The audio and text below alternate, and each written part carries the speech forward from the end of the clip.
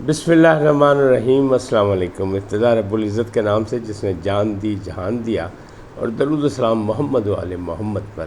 آئین ان کے ساتھ ناصر نقوی حاضر خدمت ہے۔ ناظرین، بہت سی چیزیں میں تبدیلی آئی ہے، بہت سے معاملات آگے بڑھے ہیں اور ان کی آگاہی کے لیے میں حاضر خدمت ہوں۔ پہلی بات تو یہ ہے کہ آئی فون نے راز فاش کر دیے بہت سے، اور اس میں بہت سے لوگوں کی گرفتاریوں کے چانسز بن گئے ہیں۔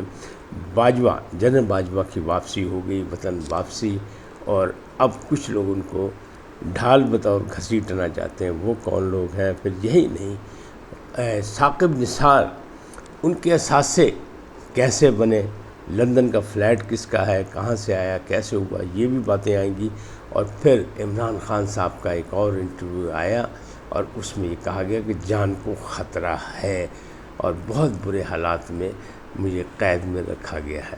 ان تمام باتوں میں گفتگو کروں گا، لیکن پہلے آپ سے گزارش کہ آئیے ان کو سبسکرائب کریں، لائک کریں، گھنٹی کا بٹن دبانا نہ بھولیں، اور اپنی قیمتی رائے کا اظہار اپنی شخصیت کے مطابق کریں۔ جی ناظرین، پہلی بات کہ جنرل باجوہ کی واپسی ہو گئی، اور انہوں نے کہا تھا میں واپس آ رہا ہوں، دبئی سے واپس آئے ہیں اور وہ پاکستان پہنچ چکے ہیں۔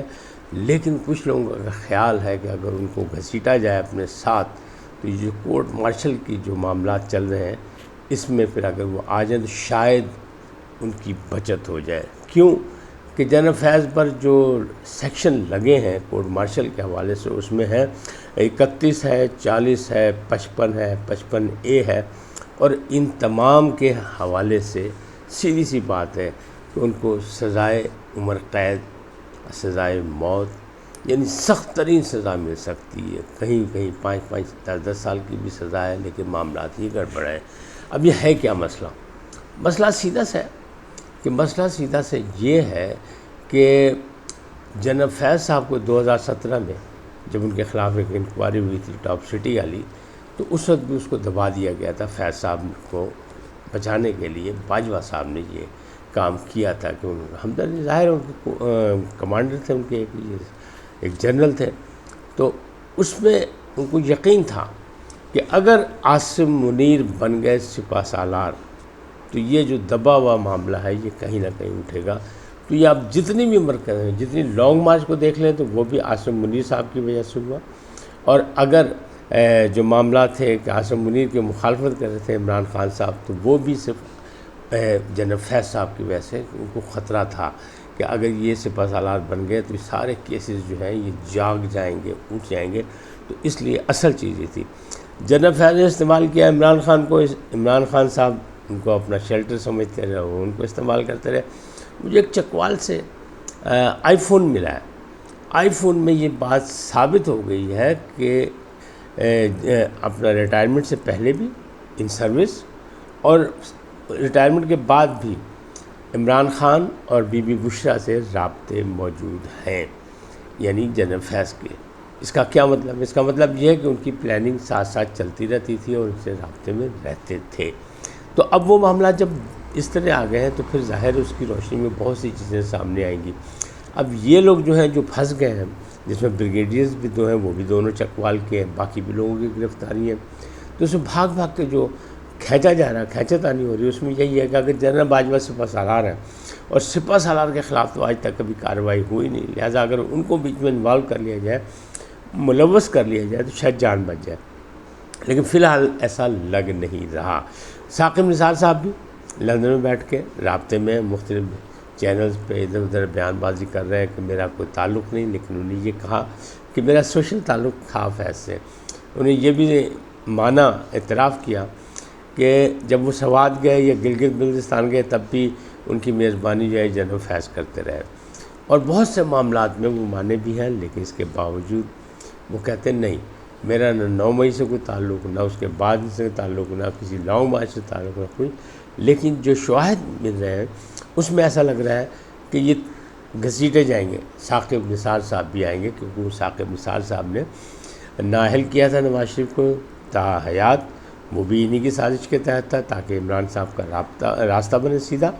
اور دوسری طرف یہ ہے کہ ان جتنے بھی فیصلے دیے، یہ ان کو صادق الامین کہا گیا، تو یہ بھی ایک منصوبے کے تحت انہیں دیا تھا، تو اس کا حساب انہیں دینا پڑے گا۔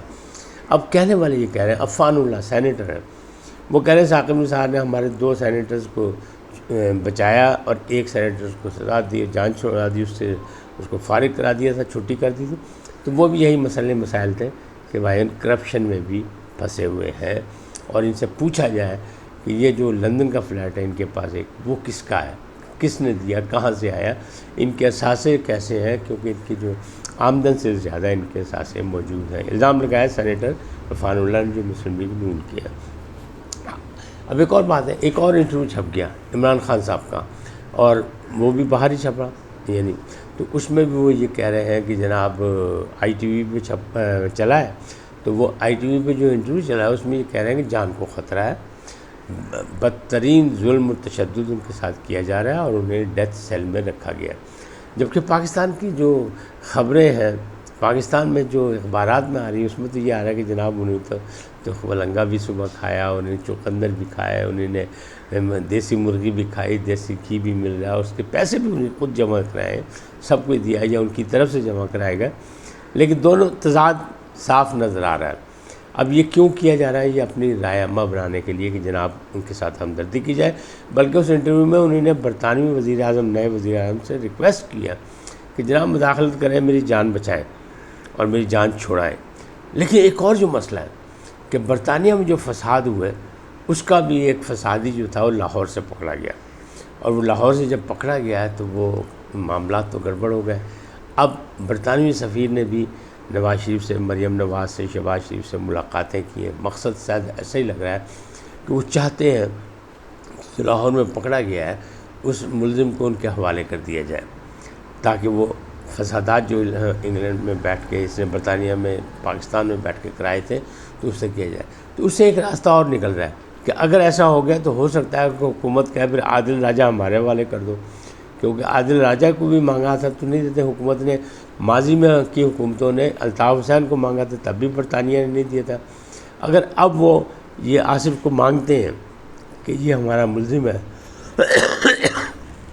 معاف کیجیے گا، کہ اگر یہ ہمارا ملزم اسے ہمارے حوالے کر دیا جائے تو پھر دوسرا ملزم ان کو بھی دینا پڑے گا، عادل راجہ جس کا کورٹ مارشل ہو چکا ہے، جس کو سزا مل چکی ہے، جو پاکستان میں انتشار پھیلا رہا ہے۔